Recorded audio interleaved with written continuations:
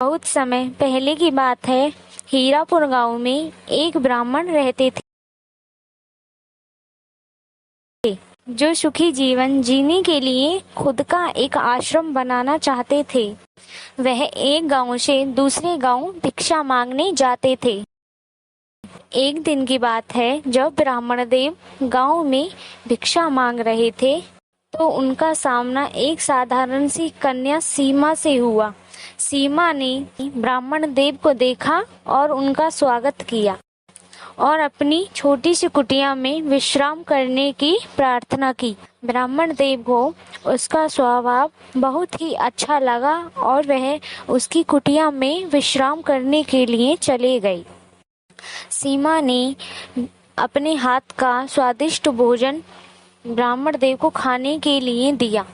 खाना खाने के बाद सीमा ने ब्राह्मण देव के लिए एक चारपाई बिछा दी और खुद जमीन पर लेट गई। लेटते ही सीमा को नींद आ गई और वह सो गई।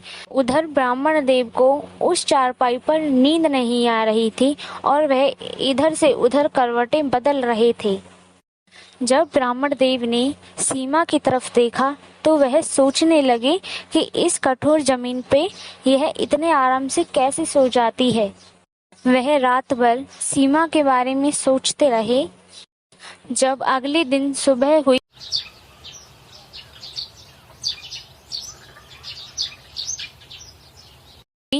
तो ब्राह्मण देव ने सीमा से पूछा, हे पुत्री, तुम इस कठोर जमीन पर इतने आराम से कैसे सो जाती हो?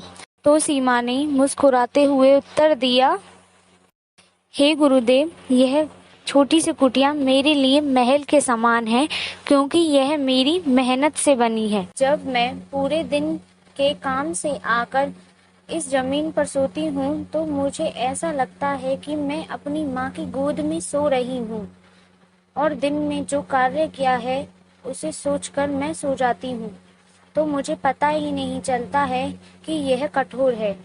यह सुनकर ब्राह्मण देव वहां से जाने लगते हैं। तभी सीमा ब्राह्मण देव से बोलती है, हे गुरुदेव, क्या मैं भी आपके साथ धन एकत्रित करने के लिए आपके साथ चल सकती हूँ? तो इस पर ब्राह्मण देव ने मुस्कुराते हुए उत्तर दिया, हे पुत्री, आज जो तुमने मुझे ज्ञान दिया है इससे मुझे पता चल गया है कि मन का सुख कहाँ है और अब मुझे किसी आश्रम की आवश्यकता नहीं है। और यह कहकर ब्राह्मण देव अपने गांव लौट गए। वहां जाकर एक कुटिया बनाकर अपना जीवन जीने लगे।